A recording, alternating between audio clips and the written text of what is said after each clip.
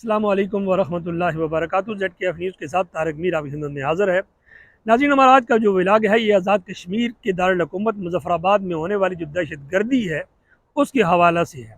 दहशत गर्दी का लफ्ज़ जब हम इस्तेमाल करते हैं तो उसका मतलब सिर्फ ये नहीं होता कि जिस मुकाम पर कोई बम ब्लास्ट किया जाए तो वही दहशत गर्दी होती है, या जहाँ पर किसी बेगुनाह को कोई नामालूम बंदा मार जाए तो वही दहशत गर्दी है। वो दहशत गर्दी वो पुलिस से हो या किसी भी और अदारे से हो, जब भी किसी मजलूम के ऊपर किसी का डंडा उठता है या तलवार उठती है या बंदूक उठती है तो वो तमाम की तमाम जो काम है वो दहशत गर्दी में ही शुमार किए जाते हैं। क्योंकि दहशत गर्दी का मतलब होता है दहशत फैलाना। दहशत फैलाने के लिए कुछ लोग ये हरबे आज़ाद कश्मीर के दारुल हुकूमत मुज़फ़्फ़राबाद में कर रहे हैं, जिसको आज तक आज़ाद कश्मीर का ये आज़ादी कश्मीर का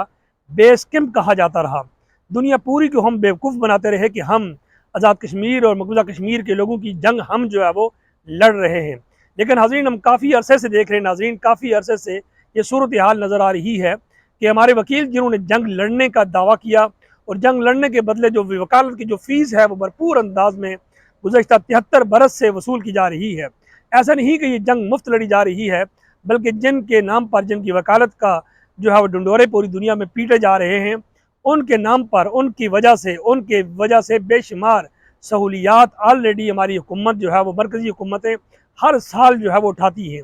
आप जानते हैं कि इलेक्ट्रिसिटी के हवाले से आज़ाद कश्मीर भर में एहतजाज किया गया और एहतजाज की बुनियादी वजह ये बनी, ये मुतालबा किया गया कि बिजली की जो फ़ी यूनिट जो इलेक्ट्रिसिटी है जो आज़ाद कश्मीर आपको प्रोड्यूस करके दे रहा है उसकी जो है वो सिर्फ़ और सिर्फ 2.5 रुपये यानी 2.5 फ़ी यूनिट है, और उसके बदले आप उसको वापस जब वही इलेक्ट्रिसिटी करते हैं तो आप 65 रुपये पर यूनिट करते हैं, और फिर जुल्म ये है वो भी जो है वो इलेक्ट्रिसिटी लोगों को नहीं मिलती। इस बुनियाद पर लोगों ने जब मुतालबा किया कि हमें हकूक़ दिए जाएँ। इसके साथ साथ आप ये भी जानते हैं कि मुज़फ़्फ़राबाद के जो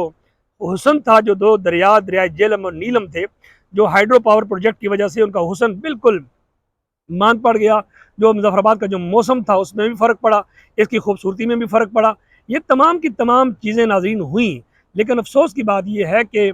उस वक़्त दावे किए गए, वादे किए गए कि हम झीलें बनाएंगे जहाँ से पानी की स्टोरेज मिलेगी। मुज़फ़्फ़राबाद सिटी जो कि बिल्कुल 2 दरियाओं के बल्कि 3 दरियाओं के सेंटर में वाक़या है, उसको प्रॉपर तरीके से न पानी मिल रहा है, न उसको बिजली मिल रही है। और जुल्म की इंतहा ये है कि जो बंदा इसके हक़ के लिए बात करता है उसको ये लोग पकड़ दकड़ शुरू कर देते हैं, मारने शुरू कर देते हैं। और हमने देखा कि शौकत नवाज़ मीर साहब जिनके हवाले से इन लोगों ने एकदम से ये सूरत हाल की, और ये भी पता चला कि जनाब उनके घर पर बार बार छापे मारे गए। क्यों छापे मारे गए? क्या उन्होंने कोई कत्ल किया है, कोई मर्डर किया है, कोई लूट मार की है, कुछ करप्शन की है? आखिर क्या सबब है? कोई शख्स अगर ताजरों का नुमाइंदा, तो ताजर कम्यूनिटी मुज़फ़्फ़राबाद की जो है वो अपनी हैसियत रखती है। उनके हमेशा हर दौर के अंदर जब भी सिटी पर कोई मुश्किल मामलात हुए, जब भी दीनी हवाले से, मजहबी हवाले से या सियासी हवाले से, इस कम्यूनिटी का किरदार हमेशा जो है वो हर एतबार से लाजवाब रहा। इस मौका पर अगर वो लोग उठे हैं और यहाँ की बात करने के लिए करने जा रहे हैं, इस बुनियाद पर उनके घरों वालों को तंग करना, ये सारा सूरत हाल करना, जिस तरह का ज़ाहिद अमीन काशिफ साहब ने भी जिक्र किया, ये इंतहाई अफसोसनाक है। लेकिन अफसोस ये भी है कि हमारे वो लोग जो अपने आप को फ़र्जंद मुज़फ़्फ़राबाद का टाइटल देते हैं, वो हमारे सियासतदान, चाहे वो ख्वाजा फारूक साहब हों, चाहे वो हमारे गिलानी साहब हों, या चाहे कोई दूसरे और तीसरे और चौथे पाँचवें साहब हों, जो भी हों, जिस पार्टी के भी हों, जो फ़र्जंद मुज़फ़्फ़राबाद बनकर अपने वोट लेने के लिए फ़र्जंद मुज़फ़्फ़राबाद बन जाते हैं, फिर अपने ही इन कश्मीर की जो जो वहाँ पर जो कुछ दिया जाता है उसमें से लोगों पर ख़र्च करने के बजाय ये लोग अपने बिल्डिंग्स बनाते हैं या अपनी जायदादें बनाते हैं। लेकिन आज जब मुश्किल टाइम है वो सारे के सारे मंजर से गायब हैं। तो ये बात इंतहाई अफसोसनाक है। और दूसरी बात यह है नाज़रीन कि आखिर कब तक ये सिलसिला चलेगा? अब एक बेवकूफ़ी जो हमारे वज़ीर-ए-आज़म साहब फरमा रहे हैं, एक तो उन्होंने बहुत सारी चीज़ें जो बयान की, जिस तरह का ज़ाहिद अमीन काशिफ साहब ने बहुत सारी चीज़ें उन्होंने बताया कि वो जो कुछ कह रहे हैं वो झूठ बोल रहे हैं। कितनी अफसोस की बात है कि जो बंदा वज़ीर-ए-आज़म की सीट पर बैठा है और वो इस तरह की बात करे, और अपने लोगों के बारे में होना तो ये चाहिए कि उस बंदे को अपने लोगों की वकालत करनी चाहिए, मरकज़ में जाकर, इस्लामाबाद में जाकर, चाहे जाए कि इसको तमाशा बनाया जा रहा है। और शायद वो ये भूल रहे हैं कि आज़ाद कश्मीर की जो कंडीशन है वो बहुत डिफरेंट है, इसलिए कि कश्मीर अभी तक मुतनाज़ा इलाका है। और ये भी याद रखें, कश्मीर, मकबूजा कश्मीर और आज़ाद कश्मीर दोनों के दरमियान बड़ा फ़र्क है। मकबूजा कश्मीर जो है वो हिंदुस्तान के ज़ेर कब्ज़ा है, और यकीनन गैर मुस्लिम क़ुव्वतें कभी ये नहीं चाहती कि ایک غیر مسلم قوم سے، غیر مسلم حکومت سے کسی مسلمان ریاست کو الگ کیا جائے، لیکن دنیا ساری انتظار بیٹھی ہوتی ہے کسی بھی مسلم ملک کی کوئی ریاست الگ ہونے کی صورت سے بھی تیاری کر لے تو ایک دم سارے معاملات جو ہے وہ کلیئر ہو جاتے ہیں۔ اس لیے ہمارے حکمرانوں کو ہوش کے ناخن لینے چاہیے، اور پنجاب سے سنا ہے کہ پنجاب کی جو دہشت گرد پولیس ہے، جن کی دہشت گردی کی مثالیں موجود ہیں، جو ہر مقام پر، چاہے وہ ماڈل ٹاؤن ہو، چاہے وہ مسجد رحمت اللہ عالمین ہو، یا اس کے علاوہ جو بھی ابھی جو کچھ انہوں نے کیا گزشتہ عرصہ میں پی ٹی آئی کے ساتھ، وہ بھی سب کے سامنے ہے۔ تو یاد رکھیں کہ اگر وہ لوگ وہاں پر گئے تو اس سے مزید حالات اور بگڑیں گے، اور اس کی ذمہ داری ساری کی ساری حکومت پاکستان پر بھی ہوگی، حکومت آزاد کشمیر پر بھی ہوگی، جو لوگ وہاں ڈمی بن کے بیٹھے ہوئے ہیں۔ اس لیے کہ کشمیر اور یہ جو ہے نا پنجاب، اس میں بڑا فرق ہے۔ یاد رکھیے حکیم الامت علامہ اقبال نے فرمایا تھا نا کہ فطرت کے مقاصد کی کرتا ہے نگہبانی، یا بندہ صحرائی یا مرد کوہستانی۔ اور یاد رکھیے وہاں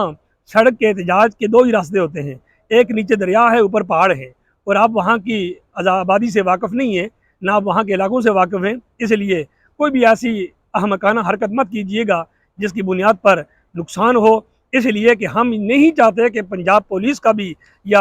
ہمارے پشاور پولیس کا، سرحد پولیس کا کوئی بندہ بھی اگر وہاں شہید ہوتا ہے تو وہ بھی ہمارے ملک کا باشندہ ہے، وہ بھی ہمارا مسلمان بھائی ہے۔ اس لیے کوئی بھی ایسی حرکت مت کیجیے، کوئی بھی ایسی پریکٹس مت کیجیے جس کی وجہ سے اور حالات بگڑیں اور دنیا کے سامنے تماشا بنے کہ کل تک ہم جن کو کہتے رہے کہ یہ ہمارے مسیحا ہیں، جن کو ہم کہتے رہے ہمارے وکیل ہیں، وہ وکیل اگر اس طرح کی صورتحال اپنے ہی کلائنٹ سے شروع کر دے تو یہ ظلم کی انتہا ہے، اور یہ ظلم پوری دنیا میں بسنے والے کشمیری جہاں پر بھی ہیں، ہم اس کے لیے ضرور آواز اٹھائیں گے اور آواز اٹھاتے رہیں گے۔ اس لیے ہم حکمرانوں کو بھی کہتے ہیں جو وہاں ڈمی بن کے بیٹھے ہوئے ہیں ان سے بھی، اور جو اسلام آباد والے بڑی ڈمیز ہیں ان کو بھی کہتے ہیں کہ ہوش کے ناخن لیں، کوئی بھی ایسی صورتحال نہ کریں جس کی وجہ سے آزاد کشمیر کے حالات جو ہے وہ خراب ہوں۔ اگر خراب ہوئے تو آپ جانتے ہیں کہ بنگلہ دیش کے ساتھ جو کچھ ہوا، بنگلہ دیش جو پہلے مشرقی پاکستان تھا، اب وہ وہاں پاکستان کا لفظ نہیں ہے، بلکہ اب وہاں پر صرف اور صرف بنگلہ دیش ہے۔ اور یہ بھی یاد رکھیں کہ بنگلہ دیش اکانومی میں اور باقی معاملات میں آج پاکستان سے بہت آگے ہے، اور کشمیر کی جو صورتحال ہے وہ شاید بنگلہ دیش سے بھی ڈیفرنٹ ہے۔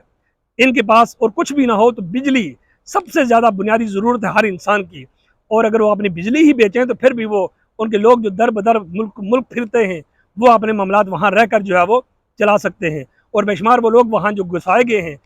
کاروبار کے نام پر، جن کے کاروبار سارے کے سارے، مظفر آباد میں بھی اگر بات کروں تو سارا مظفر آباد کا کاروبار خاص مافیا کے قبضے میں ہے۔ لوکل جو کمیونٹی ہے وہ ایک دکان تک نہیں لے سکتے، کیونکہ وہاں دکان لینے کے لیے 10-10 لاکھ روپے صرف پگڑی دینی پڑتی ہے۔ اور کیوں؟ اس لیے کہ وہاں پر نہ جانے کس کے کارندے وہاں جاتے ہیں، جو لوگ وہاں کاروبار کرتے ہیں۔ بظاہر جوس کی ایک ٹرالی ہوتی ہے، جوس کی ایک ریڑھی ہوتی ہے، جوس کا ملک شیک کی دکان ہوتی ہے، لیکن 10-10 20-20 لاکھ وہ لوگ وہاں پر ایڈوانس دیتے ہیں۔ آخر وہ پیسہ کون دیتا ہے اور کیوں دیتا ہے؟ یہ سارے کے سارے وہ سوالات ہیں جو ہمارے کشمیر کے دماغ رکھنے والوں کو سوچنے چاہیے۔ امید ہے کہ یہ میری باتیں آپ تک پہنچیں گی، ضرور انہیں شیئر بھی کریں گے اور ان پر عمل کرنے کی کوشش کریں گے۔